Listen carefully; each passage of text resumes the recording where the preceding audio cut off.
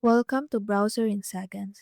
If you're new here, special welcome. In this video, I'm gonna teach you how to turn on Safe Search here in Google Chrome on a PC or laptop.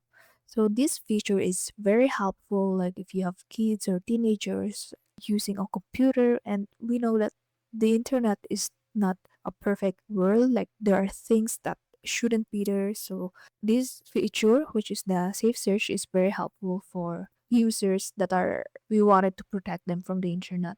So the first thing to do is search Google.